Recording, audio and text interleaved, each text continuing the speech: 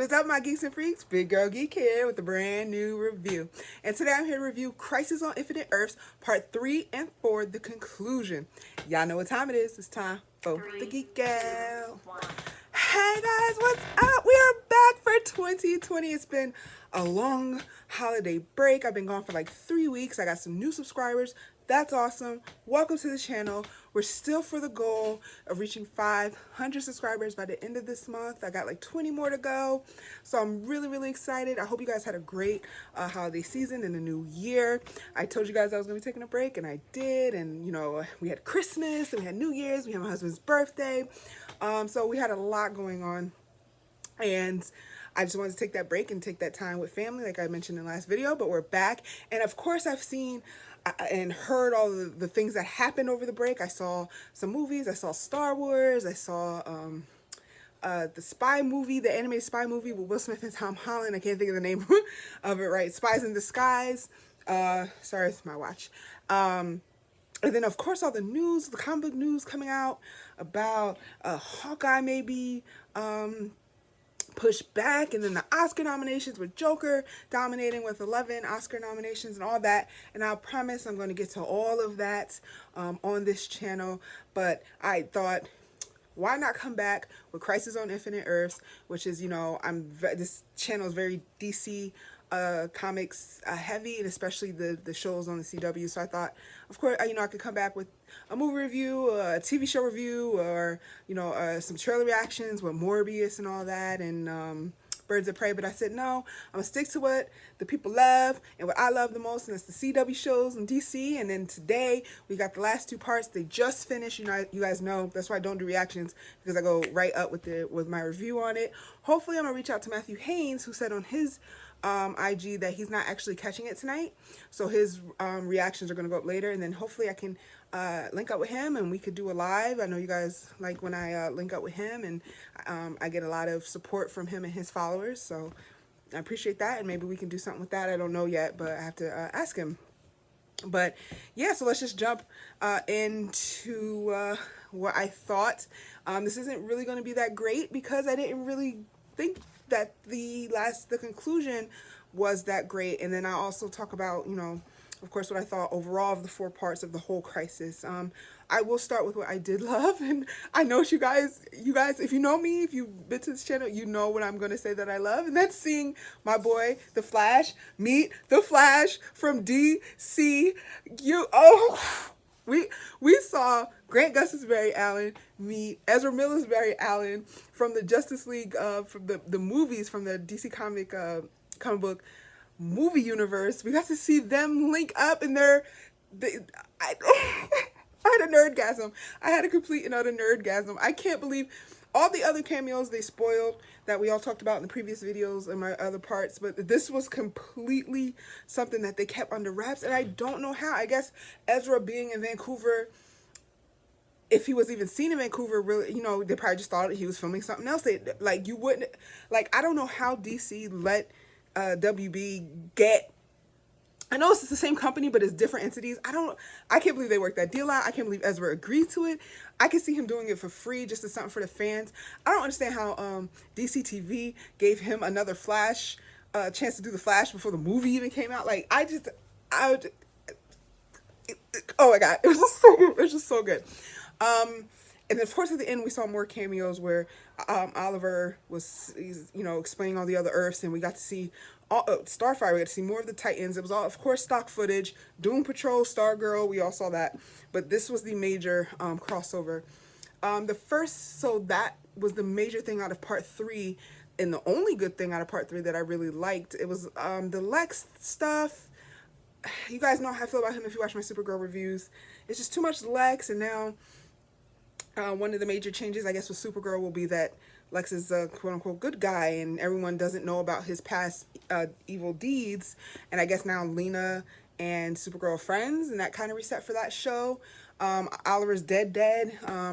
I still need to watch more Arrow, so I feel bad for them, but I wasn't like, Oliver's dead, you know, but I know the Arrow fans probably are.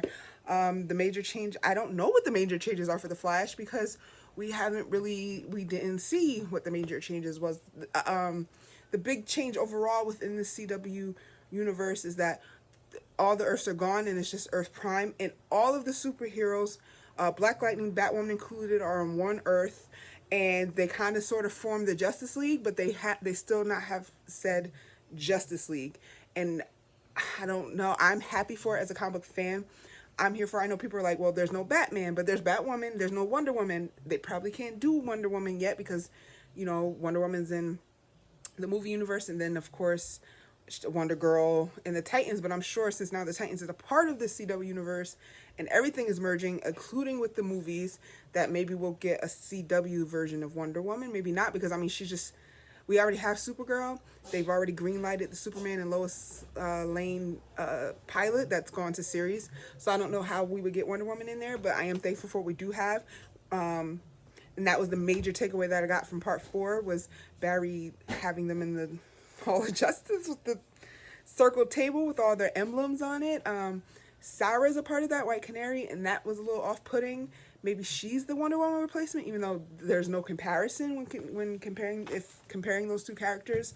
But they're kind of like adding her as part of this Justice League, and those are the things I liked. Those are the major things that I liked: the formation of the Justice League, the merging of all the DC properties, TV, the DC app, and the DC movie universe. And of course, the Ezra Miller, Barry Allen meeting the CW TV's Barry Allen. That was just amazing.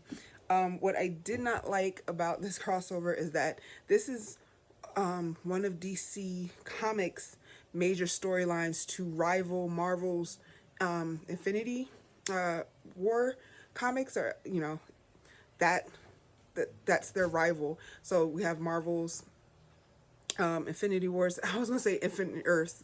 Too many infinities and infinites. Marvel's Infinity War Endgame, and so Crisis on Infinite Earths was DC's like match to that. They're always were rivals. So we had that big thing with Marvel, and this was supposed to be DC TV's big version of it, but on TV, and it didn't feel that big. They shouldn't have had such a long break, and the conclusion of it no way matched, or was I even hyped as much as I was for the conclusion of Marvel's 2 movies, Infinity War and Endgame.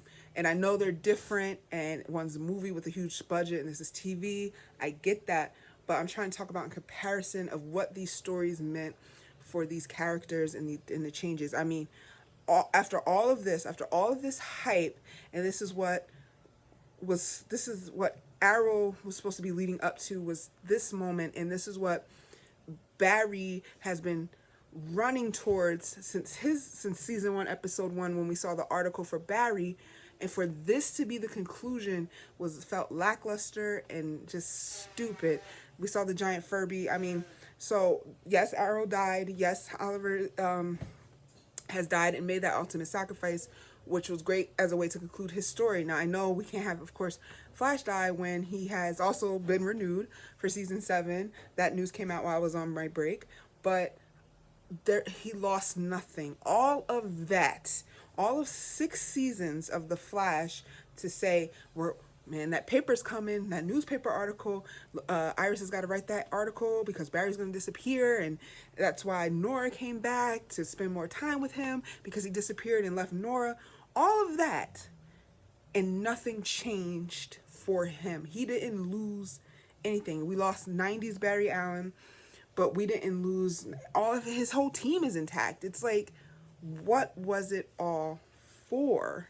That is what I did not particularly like.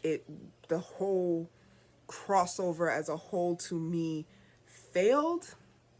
It had its moments, and the moments were the cameos. Even the big fight with Anti-Monitor and his demons fell flat.